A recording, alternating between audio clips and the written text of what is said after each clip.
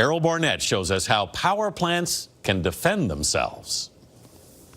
Good morning. Cybersecurity firms are tracking an increased number of attempted attacks on U.S. infrastructure, with one identifying at least 8 groups of state-sponsored hackers.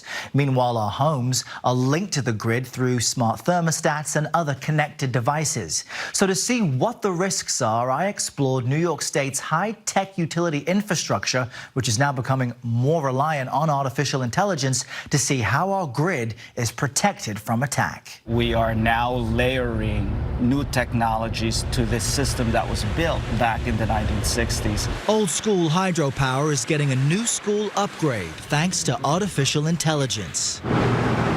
New York State's largest power plant harnesses the awesome energy of the Niagara River.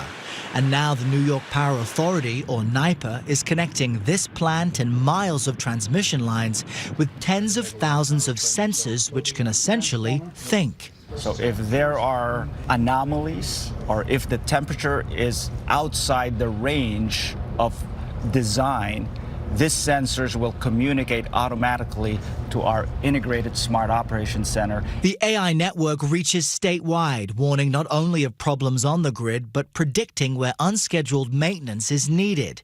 The aim is to lower costs and to pass savings onto customers, with all data processed and verified here by computer engineers. With the improvements of software and computing power, you also have the increase in potential risks from cyber attacks. How do you protect against that? Absolutely.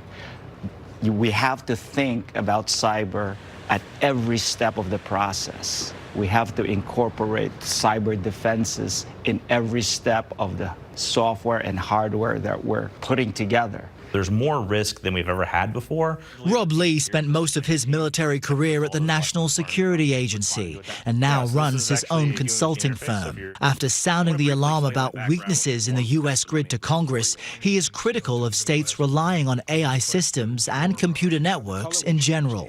The communication paths that it has might open up paths for adversary to take advantage of as well. Lee led the U.S. military's investigation into the Russian hack of the Ukrainian power grid in 2015, made possible, he says, by a simple internet connection. They opened up circuit breakers and de-energized portions of the grid, leaving 225,000 customers or so in the darkness for a couple hours. Lee warns AI without highly skilled humans involved is risky. What are the vulnerabilities it opens up? You don't want your grid operators, the humans that are controlling your grid, to become so dependent on the machine learning or AI model that they forget how to do their jobs. These systems are thinking, they're making decisions.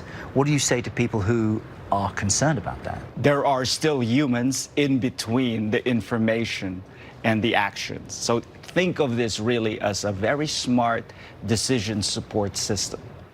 Now, we weren't allowed to show you, but Gil tells me their power plant control rooms have safeguards and operate on a completely different network from the rest of the grid. Still, the Department of Homeland Security revealed earlier this year Russian malware was opened by someone in a power plant control room via email. It was as simple as that. And that's why you have this growing consensus that it is critical to increase the skills of everyone plugged into the network. Anthony? Thanks, Errol.